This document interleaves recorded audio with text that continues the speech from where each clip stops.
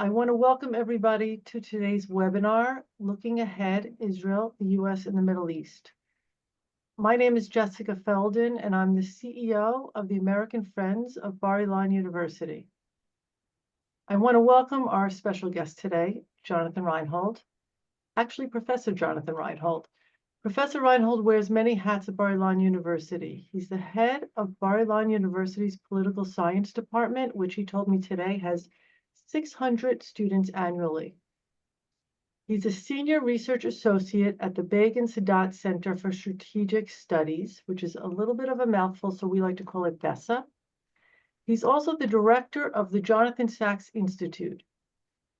When thinking about Rabbi Jonathan Sacks, and if you've had the privilege of hearing him in person, as I did in New York once, and if you've read his books, you would think that when opening up an institute, it would be housed in the Department of Jewish Philosophy or maybe even Jewish Studies. But Bar-Ilan thoughtfully decided that it should be part of the Department of Political Science. Bar-Ilan recognized the need to build a program for future leadership, especially in Israel. This program is inspired by Rabbi Sacks' teachings, addressing moral, social, and political challenges in today's world in an academic setting. The department's goal is to create specially trained alumni who will make a practical impact on Israel's future, something we all care about. It strongly reflects Bar-Ilan's third mission. Bar-Ilan's first mission focuses on educating its 21,000 students annually. Its second mission is focused on excellent research in the field of STEM, Jewish studies, as well as humanities. And its third mission, which makes it quite unique, is to contribute to society and strengthen our Jewish community. Professor Rynhold will speak more about the Jonathan Sacks Institute later in this talk. So Professor Rynhold, we have a lot of questions for you, especially with a new Donald Trump White House. Questions come to mind. How does Israel win this war? Is there a path to peace? Can we declare victory? When can we declare Hamas and Hezbollah defeated? We can talk about the Iran nuclear threat and so many other things. As an expert on the U.S.-Israel relationship and the Middle East peace process, we hope that you'll provide us with a high-level briefing and some degree of clarity. At the end of this session, we dedicated some time for questions and answers. I'm going to ask Professor Rynhold 6 questions. He will have time to answer it. If we do not get to your question, please put it in the question and answer box on the bottom of this Zoom, and hopefully we'll be able to answer your question in the right time. And finally, before I turn it over to Professor Rynhold, I want to talk about our Bar-Ilan students. Bar-Ilan recently started a new academic year earlier this month. In fact, it's their second school year against the backdrop of this war.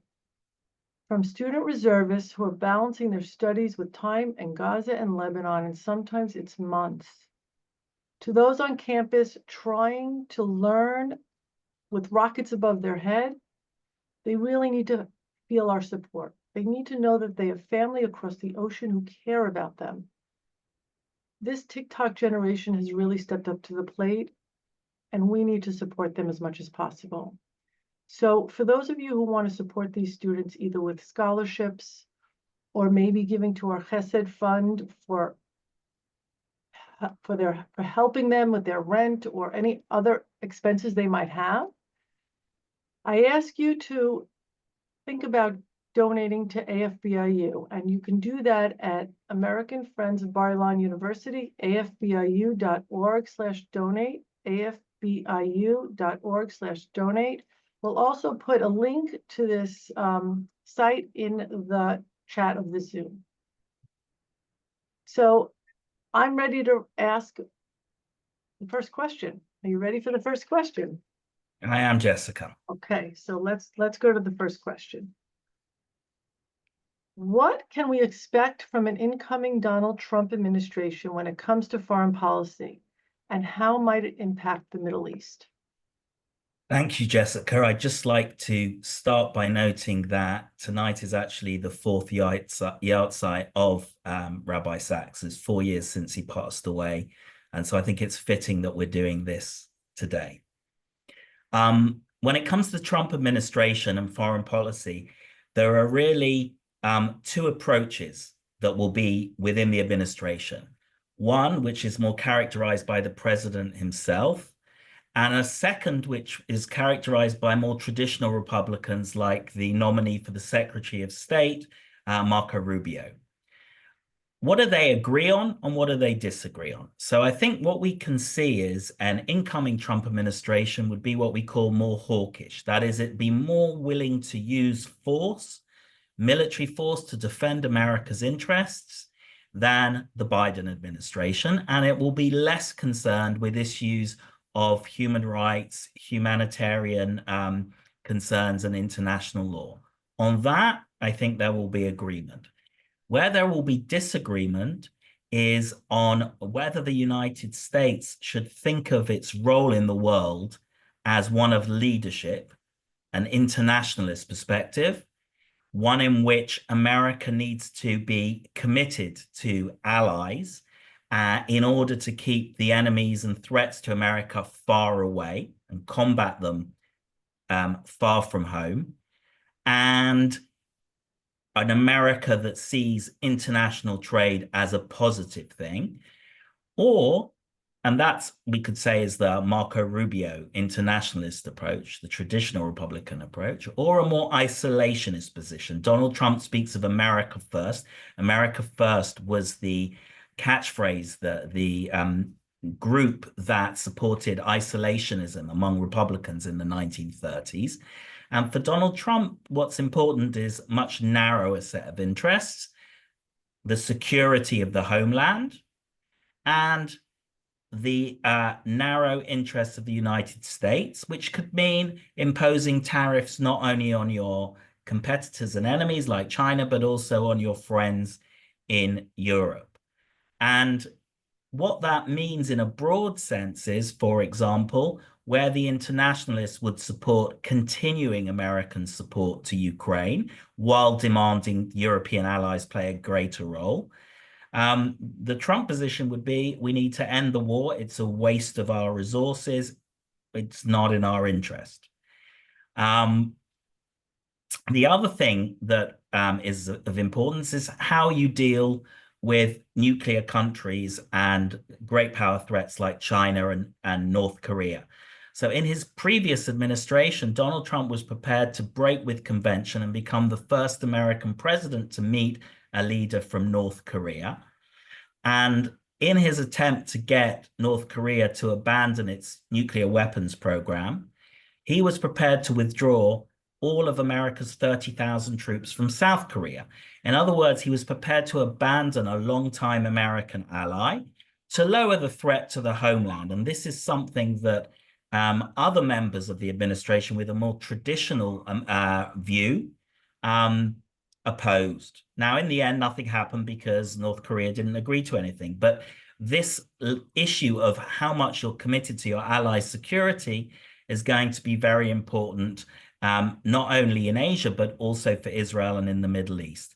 And it's going to be particularly important because this time around, Donald Trump potentially will have more influence personally over foreign policy than he did last time. Last time, he was completely unfamiliar with the levers of power, and the professional bureaucracy and the traditional Republicans constrained his personal influence. This time, he has chosen people who are personally loyal to him, and that means that it's likely that his approach will play a larger role than it did last time. I'm going to ask a follow-up question to that. Many people assume that President-elect Trump would give Israel the green light to take substantial military action against Iran. Do you agree with this assumption, or do you question it, and why? So it's an important follow-up because there is a difference in approach between traditional Republicans like Marco Rubio, who believe that the Biden administration should have played a more active role, not only in defending Israel, which the Biden administration did a very good job of, but also in working with Israel to attack Iran, to attack the nuclear program and the nuclear sites. So that part of the administration will be more willing. But for Donald Trump, the first goal is maximum diplomatic and economic pressure, ratcheting up the sanctions. And the goal is actually an agreement, not an attack. And so I don't expect the Trump administration, when it comes in, to give Israel some kind of green light to do whatever it wants in Iran, and nor do I expect it to take part initially in any such attack. However, there are two reasons that could change that. And one is that if the war in Russia, between Russia and Ukraine, is brought to an end by the Trump administration, then America has more resources that it might be willing to use in the Middle East. And the second thing is, when the FBI is pointing to 2 assassination attempts by Iran on Donald Trump, that could make him more willing to use force, because this president, all presidents' personal egos are important in their policy, but for this president, it's far more influential than for any other. And that may well influence him. But as I said, I think his first port of call is attempting to reach an agreement, and he will be reluctant to get embroiled in a war with Iran unless he feels that the situation has reached a dead end. Iran is about to become a nuclear power, and then the personal element might tip American policy over into support for Israel. But it's important to remember that from an Israeli perspective, what Israel can do alone is a small fraction of what it can do if the United States takes part as well. It's the difference between delaying for a short period the Iranian program and smashing it to pieces. Okay, let's turn our focus on current events. How do you believe Hamas and Hezbollah and Iran are feeling about Trump's victory? Are they emboldened to keep fighting this current war, or are they now more likely to scale back and retreat because of a changing U.S.-Israel relationship? So they are likely to be intimidated by the Trump administration because the president is so unpredictable. So they, the mere fact that the Iranians wanted to assassinate him tells you how they feel about him. Now, that doesn't necessarily mean he's actually going to be better for Israel, because he is indeed unpredictable. But it's enough that at least tactically, they will want to bring things in Lebanon to an end, to scale back what's going on, because they will be concerned that the president-elect has said he wants this war to end quickly.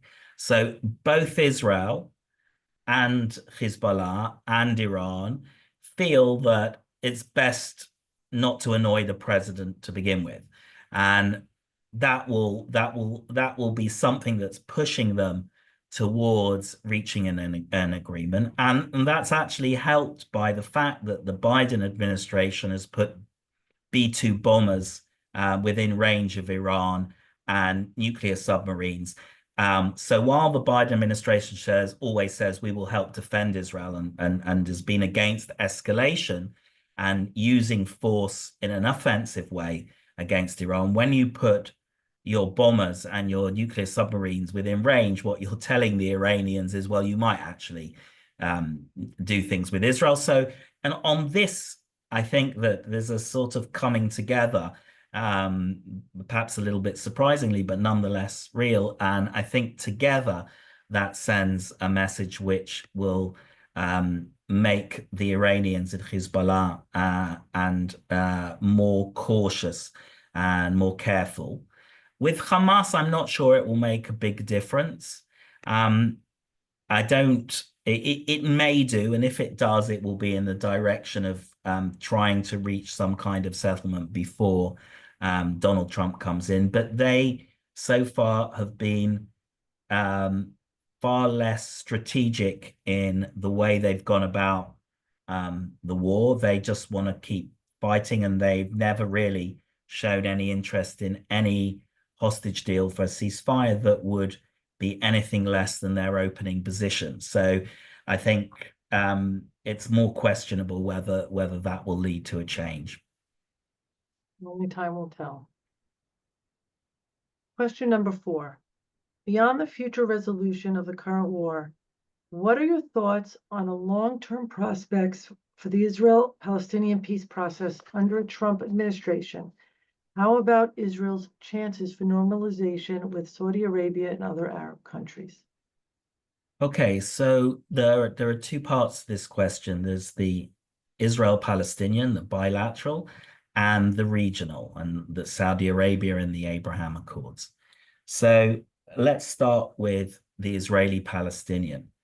One of the general rules of thumb in international diplomacy about the peace process is that the United States can't want peace more than the parties themselves. In other words, if the parties are interested, then there are many carrots and sticks that the United States can deploy to help reach an agreement. But if the parties are not interested, there is nothing really that the United States can do to make them sign and abide by a peace agreement. The US may be able to force them together, but as soon as the US is out the picture and not there, then there will be, the parties aren't committed to implementing it, then it will be of no use. So that's the first thing to say. The second thing to say is the more Israel destroys of Hamas in Gaza, the more chance there will be of a positive move towards a better future for Israelis and Palestinians, and one that could lead a pathway to an Israeli-Palestinian peace. But as the Biden administration said, any such peace would be over the horizon. That is, that the situation on the ground politically, both in Israel and in the Palestinian Authority and in Gaza, is such that we do not have the will to reach an agreement. Well, what we can do perhaps is generate the conditions under which a pathway can be created to a better future. So what are the elements and risks in that? So as I said, first of all, while Israel has defeated Hamas as an army, as a conventional army, Hamas still controls administratively large parts of Gaza, and there are still terrorist bands of Hamas terrorist bands operating in Gaza. So the first goal is to take away the ability of Hamas terrorist bands to keep the Hamas administration in power. If that is successful, then the next stage is we will reach a crossroads where Israelis don't want any of the options. So the options would be an Israeli occupation in which Israel becomes responsible for the about 2 million Palestinians that live in Gaza, responsible for feeding them, responsible for administering them, responsible for security. And, you know, Israelis don't really want their children running around Gaza having to police this situation and be responsible. It makes no financial, political, or military sense. So that isn't a path, in my opinion, moving forward. Another option would be to just stop now, and that would mean that some version of Hamas would continue to rule. It wouldn't be a threat on the level it was on the 6th of October last year, but it would still be there, and the situation would continue with a lower level of conflict between Israel and Hamas. And the third option that's been put forward is that the Palestinian Authority that rules in 40% of the West Bank and is led by Mahmoud Abbas, that they would take over running Gaza. And the problem there is that this is an authority which lacks domestic legitimacy among Palestinians because it's very corrupt.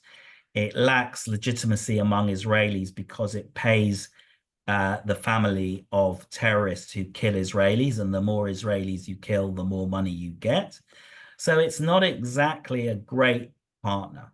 There are some positive elements that actually the Palestinian Authority security services do cooperate with the IDF in the West Bank, and that is a positive thing. But that is why when the Biden administration speaks about the Palestinian Authority taking over, it talks about a reformed Palestinian Authority and the like. But, you know, there are big question marks in that regard. I think that there is a fourth option, and this is something that's being talked about in the background that I think has real potential. And that is an idea being sponsored by some of the partners of Israel to the Abraham Accords, particularly the United Arab Emirates. And they are promoting an idea that Salam Fayyad, the former Palestinian prime minister from about 2008 to about 2013, be the governor of Gaza. That is that Salam Fayyad perhaps is the only Palestinian leader in history to be successful. What was he successful at? He improved the Palestinian economy dramatically. He improved the rule of law. He wasn't personally corrupt, and he improved law and order. And his relations with Israel were very good. And he actually sees Zionist history and the Yishuv, the creation of institutions like hospitals and schools and businesses and factories as the basis for building a Palestinian state and not blowing up Israelis. And that is a rare commodity to have somebody on the other side like this. Of course, the problem is that the Palestinian Authority don't like him because he shows them up and he doesn't allow them to receive all the backhanders that they did. But my sense is if the United States is willing to back him and tell Abbas, like it or lump it, all the aid is going through him, and you can remain in the background. You're the leader of the Palestinian Authority. You do all the international diplomacy, but the money and the rebuilding and the like goes through Abbas. And if that goes through Fayyad, and if that in order to get the Gulf states to pay for something like that, Israel would have to commit in some way that in the future, at some point, there would be a Palestinian state. It wouldn't have to do much now, but it would have to say, we're not going to stay in Gaza forever. And this is where the American role comes in, because Jason Greenblatt, who was President Trump's shaliach, gosh, I can't believe I don't know the word in English and I know the word in Hebrew. Okay. Representative. They dealt with the peace process last time around. He said to tell the Israeli right, do not expect Trump to support annexation of the West Bank or of Gaza. And I think he's right, because President Trump, what's important to him, both for egotistical reasons, he wants to be the guy to do the peace that nobody else could do, but also it fits with his worldview. He wants an Israeli-Saudi normalization. And the strategic logic of an Israeli-Saudi normalization is that if you take the strongest military power in the region, Israel, and the richest country in the region, Saudi Arabia, and you put them together, that means they do more to contain Iran, and that means America can do less. And one of the things that the Saudis noticed was that in 2019, when Iran blew up an oil refinery in Saudi Arabia, the Americans did not respond militarily because Trump feels that's something that the countries in the region should do themselves and not America. So he would see, and here I think there's agreement between Biden, Trump, and all the other people in the administration, that an Israeli-Saudi deal is good for the Middle East, bad for Iran, and good for America.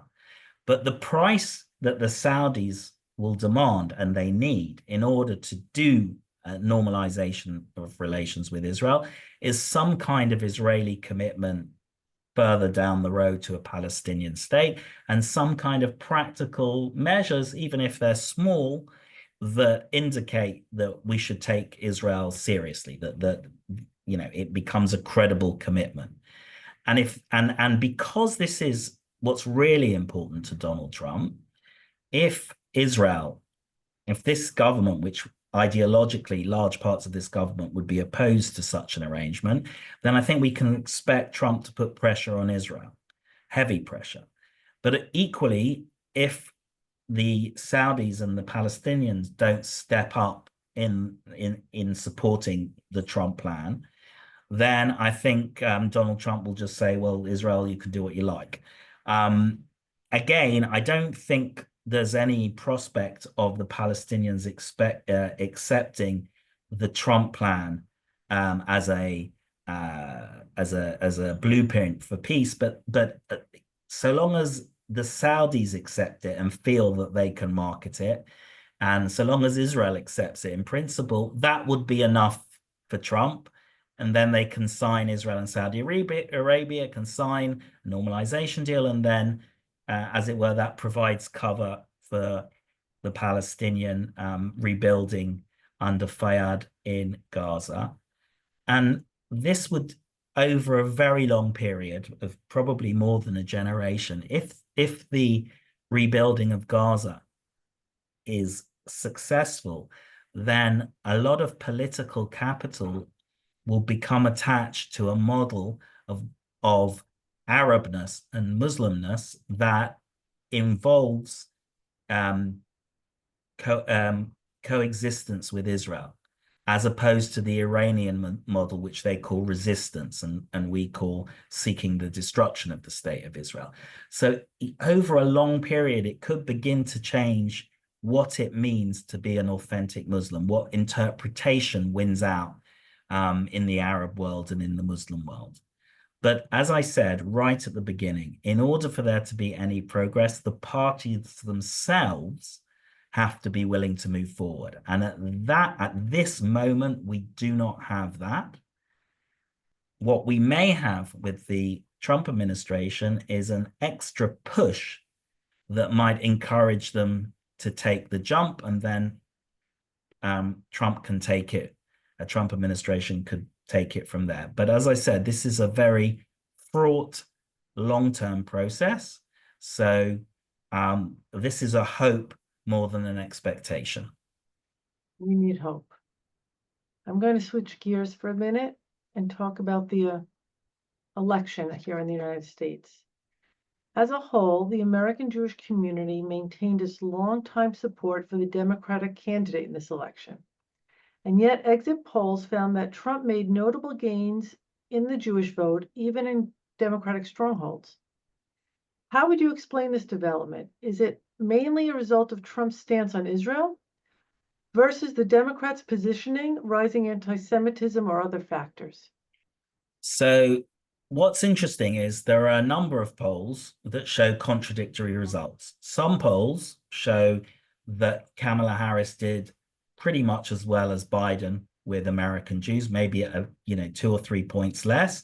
And some show she did considerably worse, and it's the worst Democratic performance since Michael Dukakis in 1988. So how can we make sense of that? Well, it depends how you define an American Jew. So there are two ways of doing that. You can say, are you an American Jew? And anyone who says yes can be included. Or you can say, is your religion Judaism? Is the religion you profess Judaism? Now, if you ask the first question, do you just identify as a Jew? Then we see there's no real difference in the stance of those people towards Trump last time, Trump this time, Biden, Harris. But if we ask the question about religious identification, and that could be Reform, Conservative, or Orthodox, doesn't necessarily mean Orthodox by any means, then we see that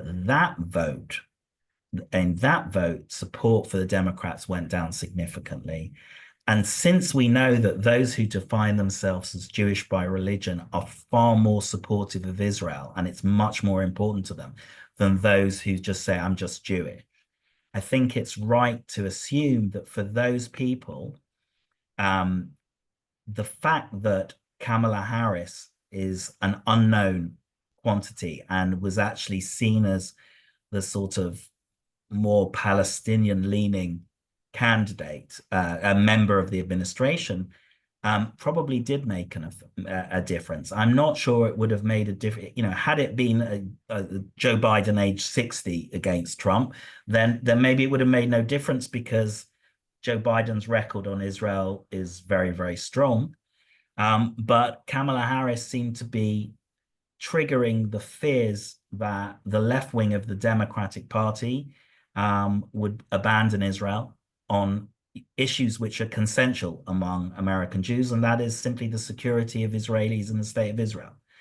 And so I think that did have an effect on voters, on Jewish voters. And I think more broadly, that even if this wasn't the dominant factor, scenes of radical students taking over campuses, breaking into universities, breaking the law, and the sense that these universities are associated some way, the administration, with the left of the Democratic Party, simply on issues of like law and order and decency, had an effect on marginal voters who wonder why any of this is of any significance given other issues like inflation and things like that.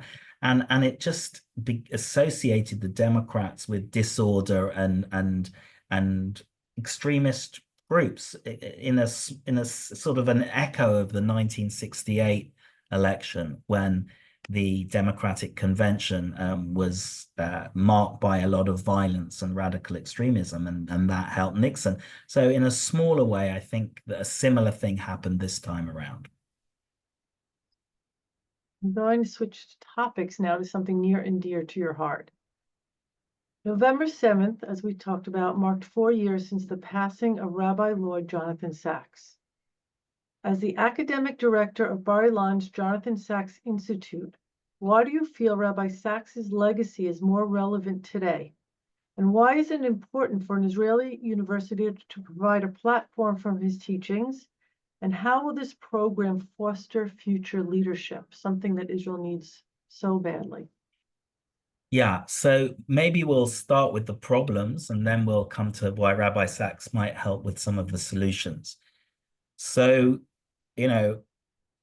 it's very clear that October the 7th revealed a failure of leadership in Israel at many, many levels. And the response of the government, or the lack of response to providing for the needs of about 80,000 people who had to be removed from their homes, speaks volumes for the lack of leadership. And the sense that Israelis have, irrespective of what they think the right policy is, that the leadership in Israel does not have the best interests of Israelis at heart, is a very, very deep problem. Because in a society like Israel, which relies and asks of its citizens more than any other democracy, when you have people doing hundreds of days of reserve duty, losing their businesses, when I have students who tell me, I'm very sorry I can't come to class, but my husband lost his leg in the war and I've just had a baby, so I need to stay at home to look after them. When you're in that kind of a situation, the sense that in Israel that anyone who disagrees is a traitor, as opposed to somebody who you just disagree with, but we're in this together, that is a threat to the existence of the state of Israel, because we need a degree of solidarity that other democracies don't need. And because we don't agree on everything, and we never will, and that's absolutely fine, then we have to have a vociferous debate, but a strong sense of solidarity. And I see this in terms of when I was combating the boycott of academic boycott of Israel, there was a member of Arik Sharon's Likud party who was arguing with the head of Peace Now, and they were arguing and arguing about what the right policy was. And then the head of Peace Now had to go away. And the Sharon's advisor said to me, "Hu bachur tov, he's a good guy." In other words, we totally disagree on what to do, but I know we can totally rely on each other if we're in the same tank, or I need help or you need help. So how does any of this link up with Rabbi Sacks? Well, Rabbi Sacks has many, many unique talents, one of which is that he was able to be heard and listened to by people who disagree on everything. He is the only religious leader to be quoted by the Republican Vice President Mike Pence and by President Joe Biden. He is deeply admired by a leader of the religious right in Israel, Naftali Bennett, who, on receiving a book from an admirer on finishing his term as prime minister by Rabbi Sacks, complained that he'd already read it. And then you have Yair Lapid, who's secular and is more to the center and left of Israeli politics, who has the Rabbi Sacks's Dignity of Difference book on his desk and can quote you, every line, so to speak, and calls Rabbi Sacks his rabbi, even though he's completely secular. Now, this provides for a foundation to rebuild that sense of solidarity in a new situation for Israel. So, close to half of children going into first grade are either Arab or they're ultra-Orthodox. So if we want to maintain Israel as a Jewish and democratic state, we need to find a way to include more of the people on the periphery, whether they're Haredi or Arab, in order to sustain the basic consensus, and also economically in order to ensure that the tax base is large enough to pay for our healthcare and our well-being, because the ultra-Orthodox and the Arabs in Israel take out twice as much money in Social Security than they put in taxes. So one of the things we want to do with our leadership program is to take 20 outstanding students each year, 3 or 4 of whom would be ultra-Orthodox and 3 or 4 of whom would be Arab, and the rest would be mainstream Israeli, whether they're religious, traditional, or secular. And we want to create a program that involves them doing a number of things, including interning in government or non-government organizations, working together on voluntary projects, and what we call social entrepreneurship. And that's very much in line with Rabbi Sacks's book, The Home We Build Together, where he says, look, there's no point arguing about theology. Muslims are Muslims, they will remain Muslims, that's what they believe. Jews are Jews, they will remain Jews, that's what we believe.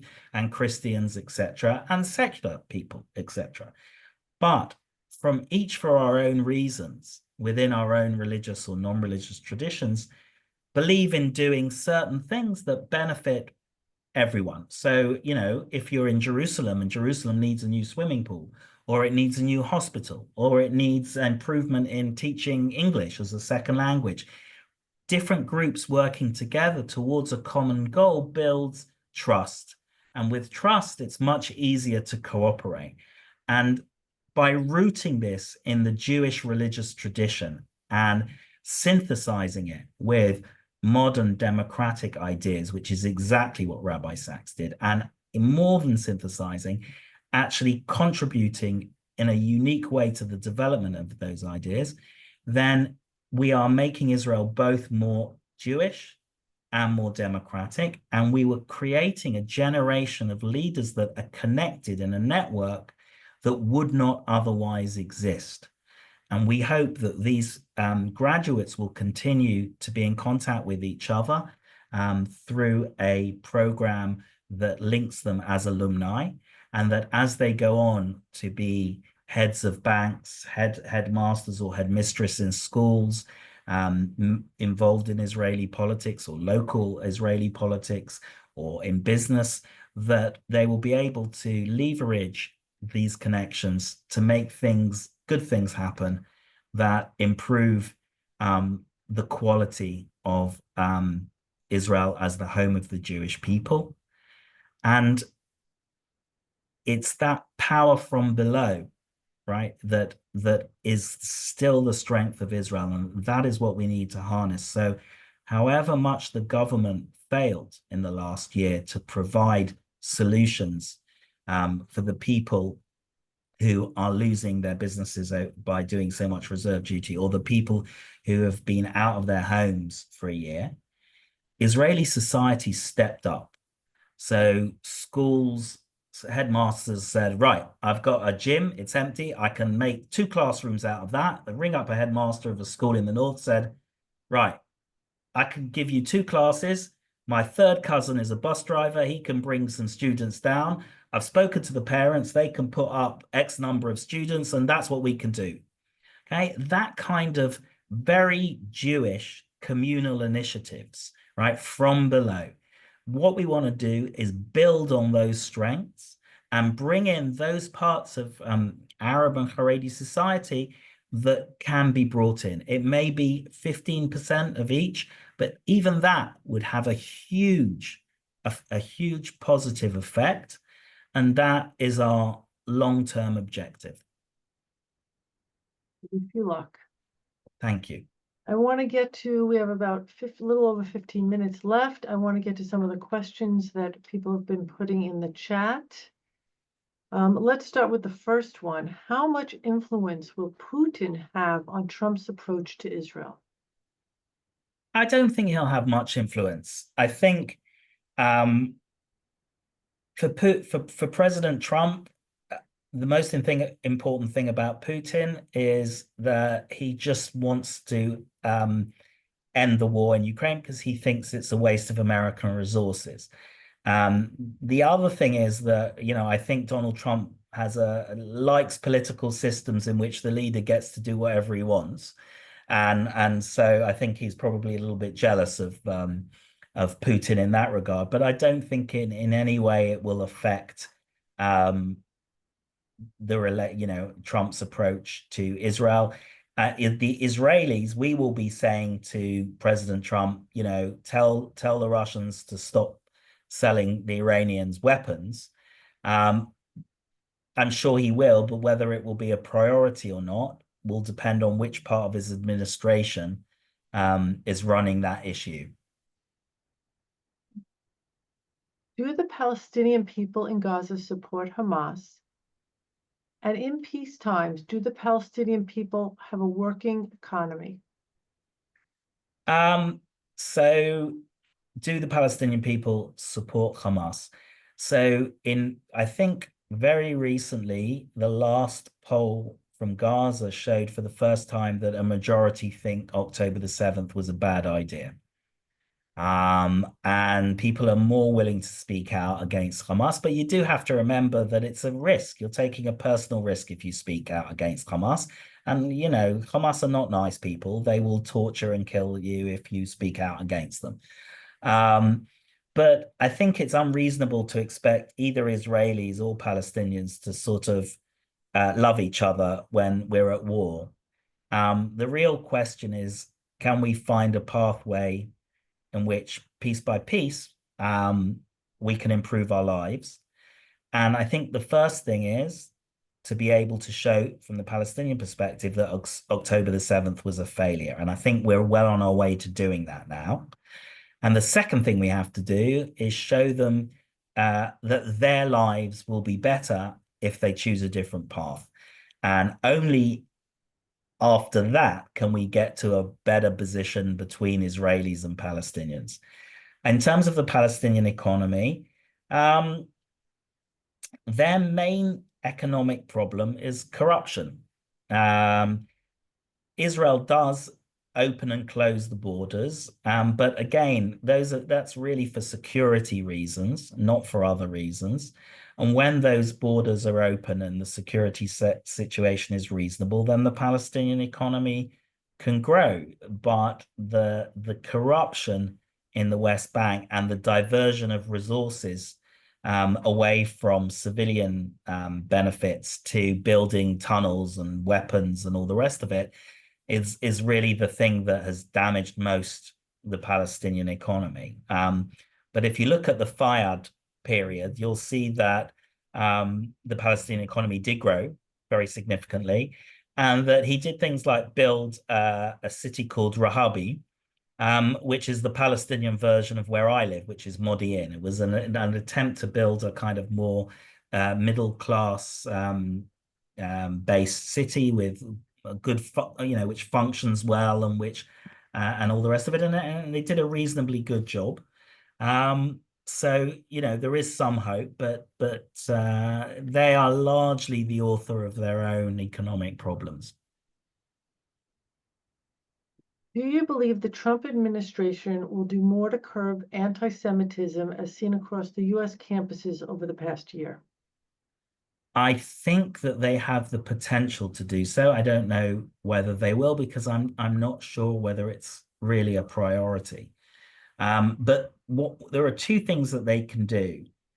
For private universities, they can withdraw their tax-free status, and that would have a huge effect. And I think that demanding, certain reasonable consensual standards about anti-Semitism and really intimidation, people talk about free speech, but if you intimidate people and you say that you're intimidating is free speech, what you're actually doing is limiting other people's free speech. So I think there is real potential there. And with state universities, although it's not on a federal level, it's on a local level, I think that there can be influence there as well to say certain things are unacceptable.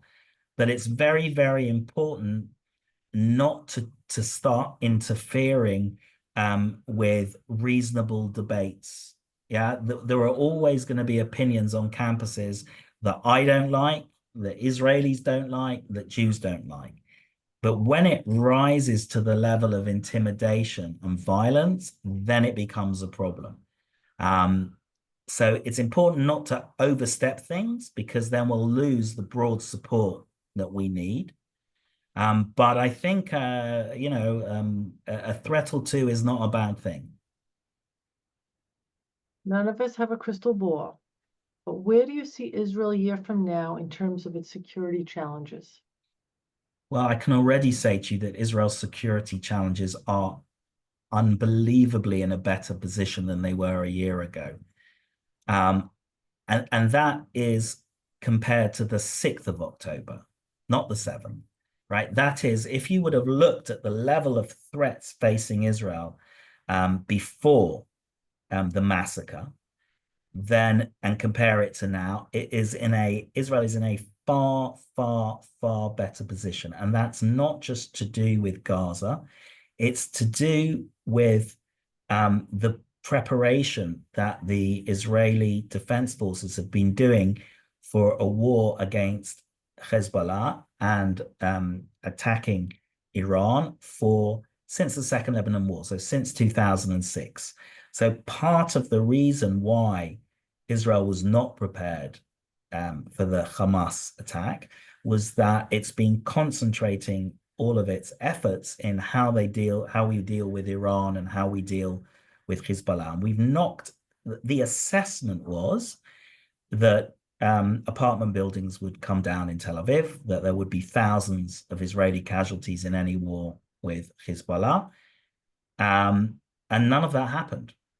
Israel's wiped out all the leaders of Hezbollah. It's wiped out all the leaders of Hamas. It's wiped out the vast majority of Hamas's conventional military capabilities.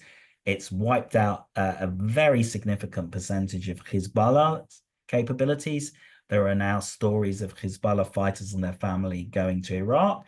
Doesn't mean the war is over. Doesn't mean Hezbollah is not a threat, but it is a far smaller threat. And then we come to Iran, and Israel's knocked out their air defenses.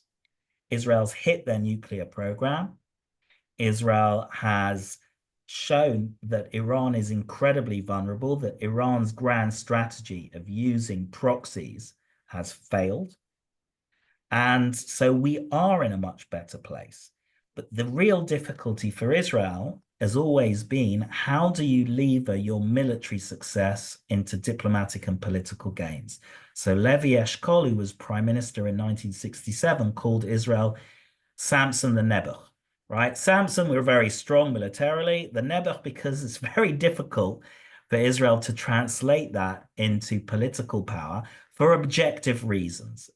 There are many, Israel's power in the world is limited, politically and diplomatically, and quite simply, Israel's enemies are prepared to fight to the death of their last civilian, and Israel is not prepared to fight to the death of its own last civilian, and that, in the end, makes it very difficult to compel terrorist organizations.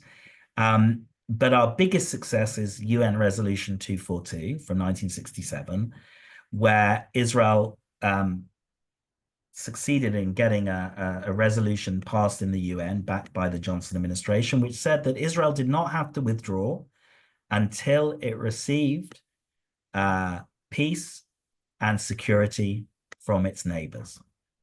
And it was Israel's willingness, on the one hand, to fight successfully in 67, and then its willingness to say, we're willing to withdraw to the international border in Sinai and in the Golan in exchange for full peace. That enabled the Americans to then support Israel's demand, which it did not do in 1956 when Israel withdrew totally. So the correct strategy for Israel is a double one, which is, on the one hand, to be extremely committed to destroying your enemies as much as you can, but then as being extremely credible in your willingness to make concessions for a genuine peace, because that Israeli willingness will give Israel leverage to get a better agreement, because your enemies, in this case Iran and Hezbollah and Hamas, are not willing to sign up to those things, and that enables Israel to get a better deal. So that is where we are at the moment. We have one last question, and time for a few minutes for one last question. And I think you covered most of this, but I am going to ask you to see if there's anything you want to add. How will the future Trump administration compare to his previous presidency in the realm of American policy towards Israel? So there is one factor that made Trump very pro-Israel that will be less in play this time, and that's the evangelical vote. Evangelicals are very pro-Israel for theological reasons, and they make up about 60% of what we call the political base of the Republican Party, those who are active and will always vote Republican. And, they are, very conservative in their morality. And that was a problem for Donald Trump, because he's not very conservative in his personal morality. So he had to find another way to get their support. So he did two things. Number one, on abortion, he appointed enough Supreme Court justices to reverse that. And number two, he was really, really pro-Israel on the kind of things that are important to the evangelicals. So Jerusalem has a particularly important place for them, theologically. And so he moved the embassy to Jerusalem. And when he did that, the ceremony was led by a pastor who's very pro-Israel, but also somewhat anti-Semitic, right? It wasn't a rabbi who led it. Now, he's not going to be running again, at least not if he follows the Constitution. And that means he's not as dependent on the evangelicals. And that means one factor that made him pro-Israel is no longer in play. It will still impact on Republican members of Congress, because they do have to get reelected. And there are other factors that will still encourage Trump to be pro-Israel, like his family, Ivanka and Trump, and Jared Kushner. But as we saw in the elections, he also has a son who's married into the Arab community. And so that could also play a factor. So I think that that there are less the foundation of Trump's pro-Israel approach is less than it was before, but I still think his starting point will be a very pro-Israel policy. I want to thank you for joining us today. It was really a pleasure. If we did not get to your question, or if you have other questions, or in 2 hours from now you think of a question, you could always email it to info@afbiu.org. That's info@afbiu.org. And we will review those questions in good time. Thank you, everybody, for joining us. Thank you, Professor Rynhold. It was great to be with you. Thank you, Jessica, and it was really nice to be a part of this event. Thank you. Take care.